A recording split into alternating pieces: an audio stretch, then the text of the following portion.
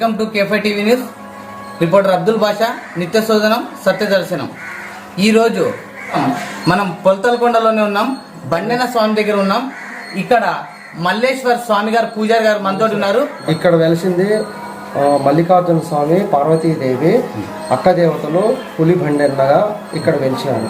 ఇక్కడ మెయిన్ ప్రధాన వ్యయం ఏమి అంటే మల్లేశ్వర స్వామి, అక్క దేవతలు, బండెన్న స్వామి మెయిన్ వచ్చేసి భూతపేత పిశాచాలకు, గ్రహాలకు, సంతానానికి కొలువు తీరినారు అన్నమాట. అలాగే చారిత్రాత్మకంగా పల్లెల్లో కానీ నియరెస్ట్ విలేజెస్ కానీ అనుకోవడం ఏమిటంటే ఇక్కడ అంధకాసురుడు అనే రాక్షసుడు ఇక్కడ సంచరించేటప్పుడు దేవతలు, దేవగణాలు వచ్చేసి వాళ్ళను ఇబ్బంది పెడుతుంటే అంధకాసురుడు అప్పుడు శివుని వేడుకుంటే శివుడు ఆయన శూలం నుంచి ఆయన చంపేదానికి ప్రయత్నించినప్పుడు ఆ రక్తము కింద పడకుండా స్వామి భుజిస్తాడు బండెన్న స్వామి. భుజించడం వలన ఈయనకు రక్త మాంసాలే నైవేద్యంగా పెడుతున్నారు. అలాగే అక్కదేవతలకు నుంచి భూతపేత పిశాచాలు పోనప్పుడు బండెన్న స్వామిని వదిలి ఆ భూతాన్ని తరిమి కొడతారనమాట. ఎవరు దయాల పూజలని ఇక్కడ చెట్ల కింద అక్కడ పెట్టుకుంటున్నారు. మెయిన్ ఉద్దేశము ఇక్కడ మన ఇండియాలో ఎక్కడా లేదు.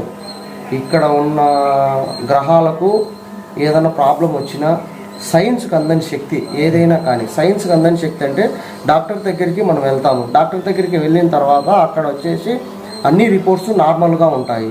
కానీ అతనేమో సిక్ చేసి మంచంలో కానీ ఇది అవుతా అంటాడు, బాధపడుతూ సఫర్ అవుతా అంటాడు, పని చేయలేడు, ఏం చేయలేడు ఆ గ్రహం ఉండడం వలన. అప్పుడు కొంతమంది కనుక్కోలేని వాళ్ళు డాక్టర్ దగ్గరికి పోతే ఇతనికి మెంటల్ డిజార్డర్ అయినాడు, మీరు గో టు మెంటల్ హాస్పిటల్ అని చెప్తారు. అంటే అతనికి ఉన్నది డాక్టర్లకు కూడా తెలియదు. కానీ కొంతమంది తెలుసుకొని ఒకరినొకరు చూసుకొని ఇక్కడికి రావడం వలన ఇక్కడ తిరిగి అక్కదేవతల దగ్గర కానీ, బండెన్న స్వామి దగ్గర కానీ, శివాలయంలో కానీ మొక్కుకున్న తర్వాత వాళ్లకు లోపల ఉన్న శక్తి అనేది బయటికి రావడం వలన అప్పుడు ఇది నిజంగా గ్రహ ఉన్నది, దయాలు కూడా ఉన్నాయి, దేవుడు ఉన్నాడు, అట్ ది సేమ్ టైం దయం కూడా ఉన్నది అనేది ఇక్కడ వెలువడుతుంది.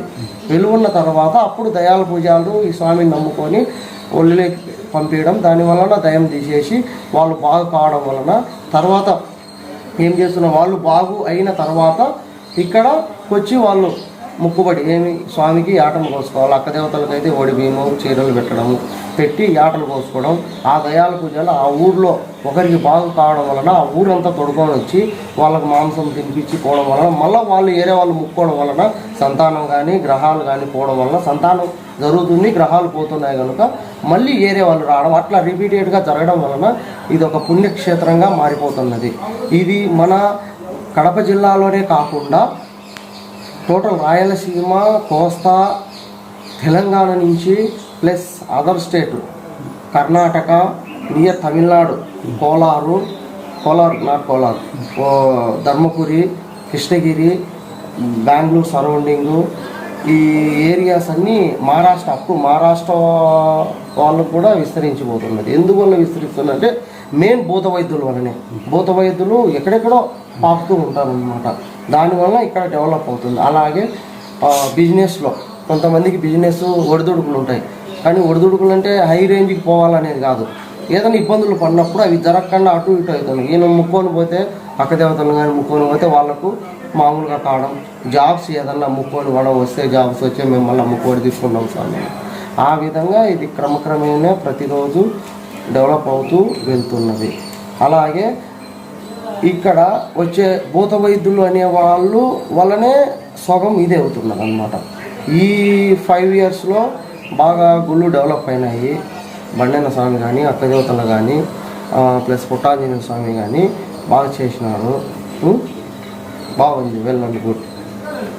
K5 టీవీ న్యూస్ ఛానల్ వారికి ఈ అవకాశం ఇచ్చినందుకు మనస్ఫూర్తిగా ధన్యవాదాలు చెప్తున్నాను.